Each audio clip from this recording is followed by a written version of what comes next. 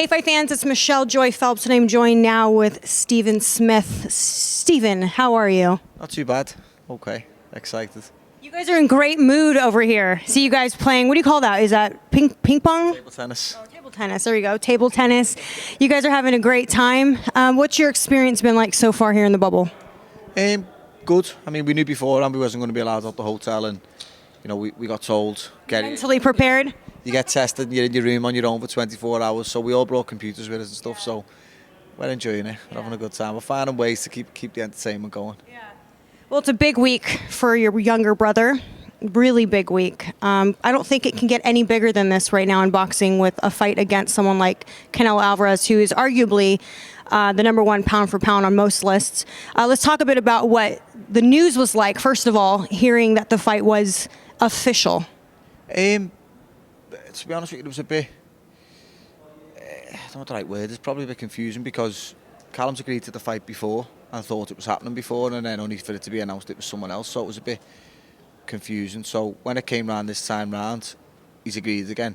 I literally didn't know it was happening until I seen the announcement. I didn't really believe it was happening because it's happened before.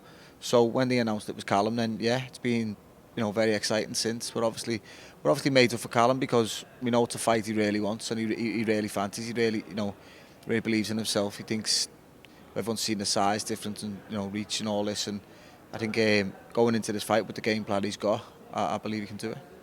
What's the nerves been like with Callum? Because I mean, this is, after all, like I was saying, like, this is the pinnacle. This is the biggest you can get when it comes to the sport of boxing at the moment, and it's now for the WBC, the vacant WBC super middleweight title. Yeah, that makes it more special.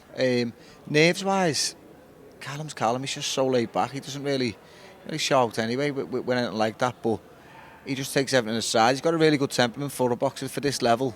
You know, it's obviously there's a lot of media duties and there's a lot of things you've got to do, and it can probably eat a lot of people up. Where Callum's just not that type. He's dead laid back. He takes everything aside anyway, and that's just the type of kid he is. And I think I laughed about it earlier on the week, and I said if this suits anyone, this like sort of bubble, closed environment, not having all that stuff to do, it's definitely Callum. Callum likes just being in his room with his brothers playing the computer and stuff. It's probably suits him more than a normal week. This is the first time we're going to see Canelo Alvarez face someone like your brother. He has definitely not fought someone of his size. He has an 8-inch reach advantage. What was it? 6 inches? 7 inches in height and 8 inches in reach, so they say, yes. So again, yeah, listen, I thought he felt like he dipped his toe in the water at super middle, and then, you know, he took on the Kovalev fight. But I think in my mind and in most people's, he always had the plan B with Kovalev, that he didn't have 12 rounds in him. I think he knew, put his foot on the gas second half. I think Kovalev would gas and did gas. So, you know, in our opinion, he's coming confident from that to go up against Callum, but we believe that the size is too much, and, you know, not just size, we believe how good Callum is. You know, we believe he's the best super middleweight in the world, and it'll show on Saturday. He's been under immense pressure before, Callum. I mean, took part of the World Boxing Super Series, won that. That was a lot of pressure, just because it was a massive tournament and it really determined who was the best at super middle. So would you say that you sort of sense like the same sense of calm, or is it a little bit different leading up into this fight? No, it's basically Callum's choice. He keeps saying this himself. You know, he's world champion. He's number one in the weight. He's got his belt. He's always going to have fights there. He didn't have to fight at this time for this fight. You know, everyone says, oh, it's short notice and stuff. Callum lives in the gym. He's a consummate professional, and he's done everything right. He's known he was ready, and he's thought, you know what, I'll win this fight, and he's took the fight. He didn't have to. Same as going back to the tournament. Callum was man-seen in the WBC. He was number one for the WBC title. He basically was guaranteed his world title shot. He didn't have to go into that tournament. He could have sat round, waited. I think at the time the champion was Anthony Dirrell, so he could have waited and got the Dirrell fight guaranteed. But he didn't. He still took the risk and took the gamble, because in his own mind he knew he'd win the tournament. So that shows his confidence, and it shows his own belief in himself. And the same thing goes now. He's world champion, number one in the division. He could have just sat on his laurels and let someone else take the short notice fight or whatever. And he never took the fight, because, again, you know, he believes he wins this fight, and he's coming in to do so. I want to ask you about yourself. What's going on with you at the minute? It's been a year since we've seen you fight. Yeah. To be honest with you, it's the same as everyone else. Got in the gym, I had Christmas. I last fought November last year. I had Christmas with my family and stuff, as I do most years, and then got back in the gym, sort of training, hoping on dates. Things were being potted around, and then obviously all this pandemic started, and basically boxing stopped. And I thought, probably not going to be any more boxing this year. I think I'm done. And I remember speaking to my wife at home and saying, you know what, I think that's it. And she was like, yeah, because I never really spoke about retirement. And then as it's gone on, I didn't see any boxing being happening this year. And then now it's back and sort of fights are getting talked about. I'm a bit like, yeah, go on, I'll fight him. Yeah, I'll have that one. So I don't know, I'm going to get in the gym. I'm going to get this week out the way, get home, have a nice Christmas, and then get in the gym after Christmas, and then just see how I feel, see if it's there, see if it's not. I don't know, but again, I'm not making no decisions until I know. When I get in the gym, start training properly and start sparring, I'll know then, and then I'll make a decision. But I've got no plans at the minute. When you're so used to fighting the way that your family is used to fighting, is it hard for you to sort of sit back and sort of have all this time on your hands, or do you actually enjoy it? Do you know what? I've always sort of, my first year boxing, I won a national title. I was boxing for England at the end of that season, so I've always sort of boxed at a high level, and internationals, I went like the World and European under-17s, World and European under-19s, World and European seniors, Commonwealth Games and stuff, and I've done everything at all a good level.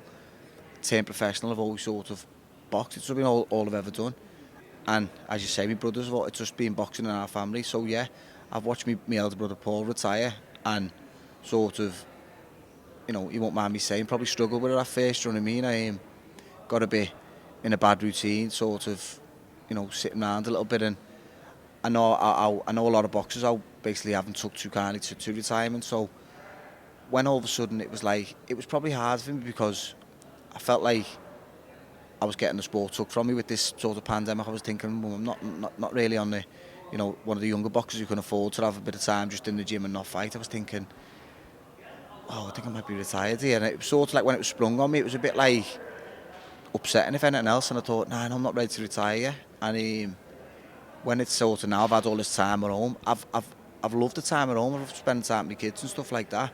But yeah, I've probably missed the routine of boxing. I think it's massive. It's like, you know, your daily routine, getting up in the morning, I drop the kids at school, then I set off up to Bolton, do my training and stuff, and then get back, pick the kids back up from school, and then spend my time with them in the house and stuff. It's always been my routine. And then now, yeah, to do the school run and go back home, and then I've nothing to do until I go and do the school run again. It's a bit like, it's a massive change. So yeah, it's more so because, you know, most people get in the ring, lose a fight and say, that's it, I'm done, and they make a decision and they retire. I sort of haven't had that moment. So it's been a bit like twiddling my thumbs, like, am I going to get back to it or not? I don't know. I say I still don't know now. If I never fight again, I'm happy, do you know what I mean? But it's just sort of strange that I've never really made the decision, do you know what I mean? It's sort of like happened around me. So you don't want to wait too long either, because you know inactivity, it doesn't help. Of course, I'm going to get in the gym, I'm going to train, and then I'm going to just see what's there, see what it's about, and see what's in me, and see how I feel about it. Well, I want to ask you about some of the guys that are quite relevant to your scene, if you don't mind me asking. Let's talk a bit about the potential fight between Jamel Herring and Herring-Frampton. What do you make of that fight, and who do you think wins? I think it's a great fight. I think Herring's come on the scene and done really well and looked really well.